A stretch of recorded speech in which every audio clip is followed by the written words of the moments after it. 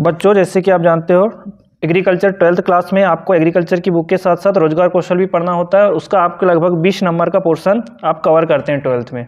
तो आपको एग्रीकल्चर के साथ साथ रोजगार कौशल में भी फोकस करना पड़ेगा, क्योंकि उसमें ज़्यादा से ज़्यादा नंबर लाने के लिए आपको मेनली आपको एक एग्रीकल्चर सब्जेक्ट को फोकस करके आप पूरे सिलेबस को कवर नहीं कर सकते हो, तो आपको साथ में रोजगार कौशल को लेके चलना पड़ेगा।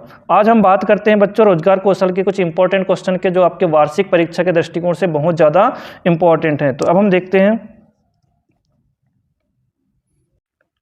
तो बच्चों, हम देखते हैं रोजगार कौशल के अंतर्गत इकाई 1 संचार कौशल में कौन से ऐसे क्वेश्चन हैं जो बहुत ज़्यादा इंपॉर्टेंट हैं, जो आपके वार्षिक एग्जाम में आने के पूरे चांसेस हैं। इसमें हम सत्र 1 में बात करते हैं बच्चों सक्रिय रूप से सुनना। सक्रिय रूप से सुनने में सबसे ज़्यादा इंपॉर्टेंट होता है कि आपको कौन कौन से चरणों का ध्यान रखना पड़ता है सक्रिय रूप से सुनने के लिए। उस बात पर अपन ध्यान देते हैं कि कौन कौन से वो चरण होते हैं। सबसे पहले हमको सक्रिय रूप से सुनने की कौशल आना चाहिए। सक्रिय रूप से सुनने का कौशल क्या होता है? हर प्रभावी बातचीत सुनने के साथ शुरू होती है और सुनने के कौशल संचार में सबसे महत्वपूर्ण कौशल में से एक है।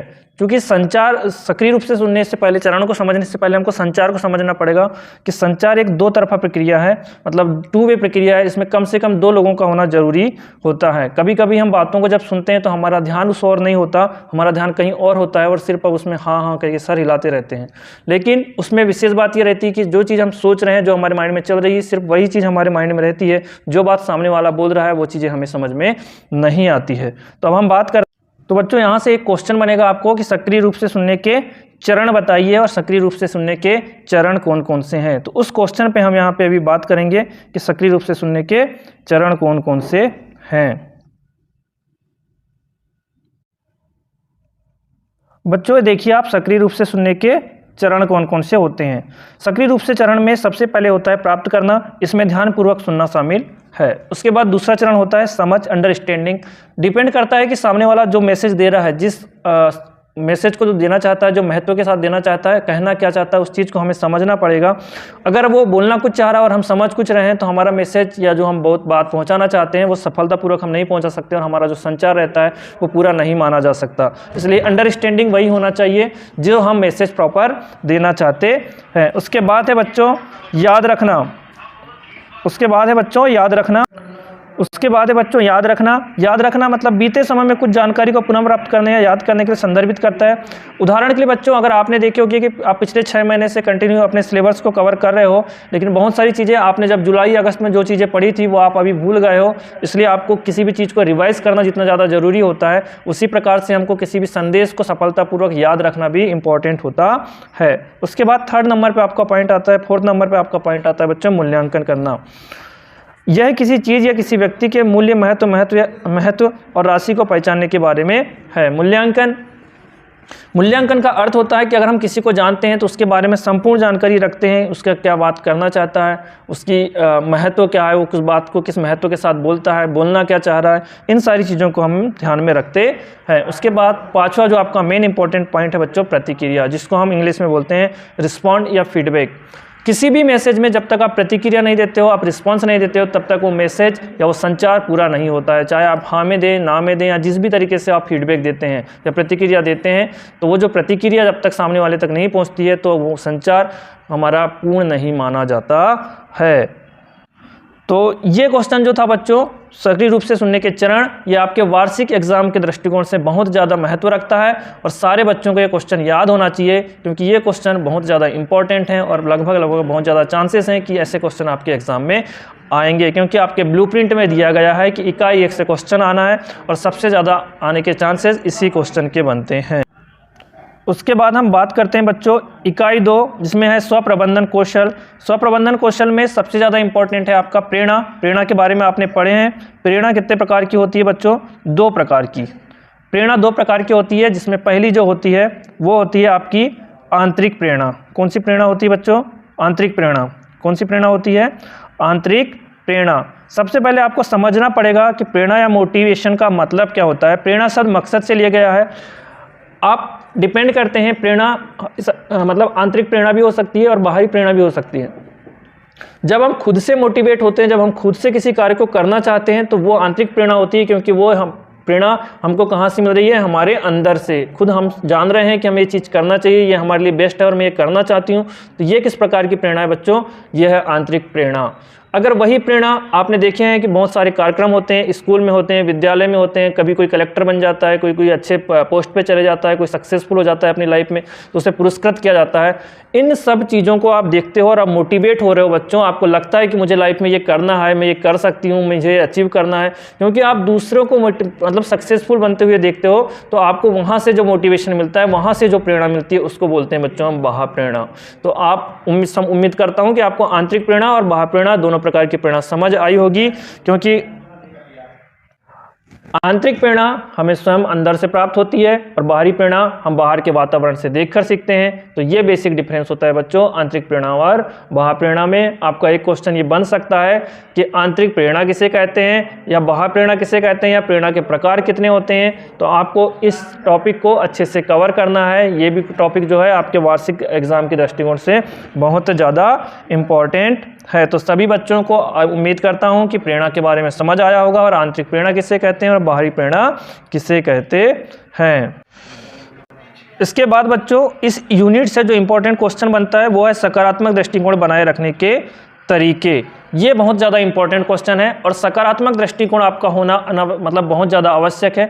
आपके आसपास के परिवेश में जो सारी चीज़ें हो रही हैं वो डिपेंड करता है कि आपका दृष्टिकोण किस प्रकार से है, आप चीज़ों को देखने का आपका नज़रिया कैसा है और आपके दृष्टिकोण को किस प्रकार से आप पॉजिटिव बना के रखते हो, सकारात्मक बना के रख सकते हो। अगर आपका जो माइंड सेट है, जो आपकी सोच है, जो आपका दृष्टिकोण है वो पॉजिटिव है अगर बच्चों, तो आप किसी भी चीज़ को बहुत अच्छे से समझ सकते हैं, उस चीज़ को ज़्यादा अच्छे से अपने माइंड में रख सकते हैं और उस चीज़ के बहुत सारे इंपॉर्टेंस महत्व को जान सकते हैं। अब हम बात करते हैं बच्चों सकारात्मक दृष्टि को बनाए रखने के कौन कौन से तरीके हैं, कौन कौन से कार्य हम कर सकते हैं।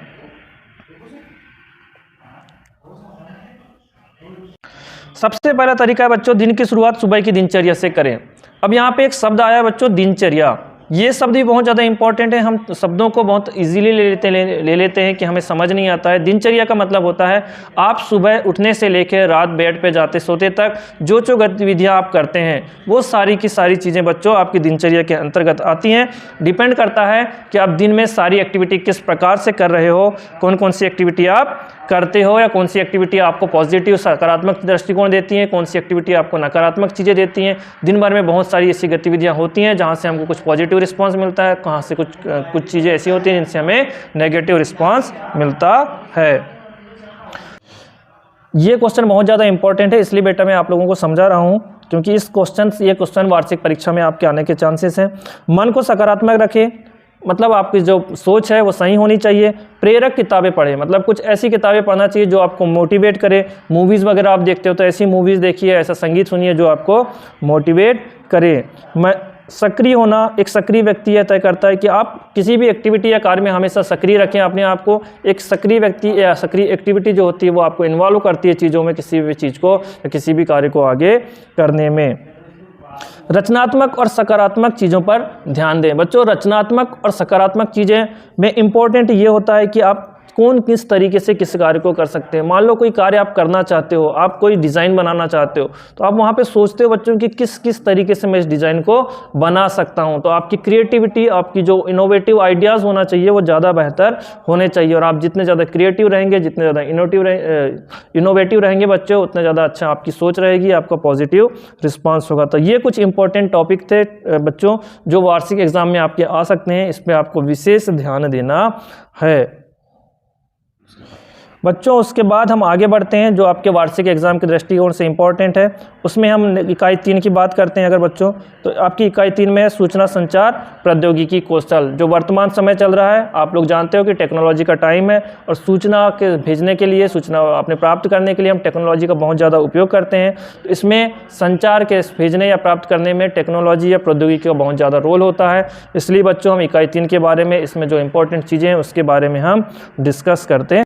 इकाई 3 का सत्र 1 है बच्चों स्प्रेडशीट के साथ शुरू करना। स्प्रेडशीट बहुत ज़्यादा इंपॉर्टेंट टॉपिक है बच्चों आप लोगों के लिए, वार्षिक एग्जाम के दृष्टिकोण से बहुत ज़्यादा महत्वपूर्ण है। स्प्रेडशीट होती क्या है? स्प्रेडशीट का हम जनरली अपने सामान्य जीवन में आजकल बहुत ज़्यादा उपयोग कर रहे हैं। कोई जानकारी हमको भेजनी होती है, कोई बिल वगैरह तैयार करना होता है, किसी प्रकार की हम टेबल तैयार करते हैं, तो उन सारी चीज़ों में हम अगर कंप्यूटर या मोबाइल से तैयार करते हैं तो हम स्प्रेडशीट का प्रयोग करते हैं। अगर हम घर का खर्चा, हिसाब, जो भी हम कहीं ना कहीं अगर जोड़ घटाव प्लस या किसी भी प्रकार की जानकारी को संधारित करते हैं, तो वो सारी की सारी चीज़ें या डाटा हम कहाँ रखते हैं बच्चों, स्प्रेडशीट में रखते हैं। अब हम जानते हैं कि स्प्रेडशीट क्या होती है और हम इसके कौन कौन से घटक होते हैं और इसकी परिभाषा क्या होती है। बच्चों स्प्रेडशीट एक इलेक्ट्रॉनिक डॉक्यूमेंट्स है जिसमें रो और कॉलम होते हैं। सभी लोग जानते हैं कि स्प्रेडशीट रो और कॉलम से मिलकर बनता है बच्चों, क्योंकि रो और कॉलम मिलकर ही एक सेल का निर्माण करते हैं और यही हमारे जिसके अंतर्गत हम डाटा भरते हैं वो किस में डाला जाता है, सारा का सारा डाटा सेल में डालते हैं। या कोई भी जानकारी हम अगर डाटा को व्यवस्थित रखना है, सुरक्षित रखना है, कैलकुलेट करना है, तो ये सारी की सारी चीज़ें हम किसके अंतर्गत करते हैं बच्चों, स्प्रेडशीट के अंतर्गत करते हैं। स्प्रेडशीट के घटक कितने होते हैं, तो स्प्रेडशीट के मेनली 2 घटक होते हैं। 2 घटक जो माने जाते हैं वो रो और कॉलम माने जाते हैं। कौन से माने जाते हैं बच्चों, रो और कॉलम। जो आपको तो बच्चों आपके लिए जो 2 इम्पॉर्टेंट घटक होते हैं वो होते हैं रो और दूसरा होता है कॉलम। हालांकि इन 2 घटकों के साथ साथ जो एक तीसरा घटक होता है बच्चों वो भी माना जाता है और वो होता है सेल। तो रो जो होती है बच्चों वो हॉरिजेंटल होती है, आड़े में होती है, और इसमें ऊर्ध्वाधर, और जो हम पढ़ते हैं ऊर्ध्वाधर हॉरिजेंटल और अपना वर्टिकल जो पढ़ते हैं बच्चों, उसमें रो जो होता है वो हॉरिजेंटल होता है और कॉलम जो होता है वो वर्टिकल होता है। और रो और कॉलम से ही मिलकर बनते हैं बच्चों सेल। तो ये आपके 3 जो घटक होते हैं स्प्रेड के, ये बहुत ज़्यादा महत्वपूर्ण है। आपके वार्षिक परीक्षा से रिलेटेड और इम्पोर्टेंट जो है ये क्वेश्चन, स्प्रेडशीट किसे कहते हैं, स्प्रेडशीट के घटक कितने होते हैं, ये बहुत ज़्यादा इंपॉर्टेंट क्वेश्चन है। ये जो बच्चों अभी तक टॉपिक हमने कवर करे ये सारे के सारे आपके वार्षिक परीक्षा के दृष्टिकोण से बहुत ज़्यादा महत्वपूर्ण है। इसके आगे के जो क्वेश्चन है वो हम अगले वीडियो में डिस्कस करेंगे।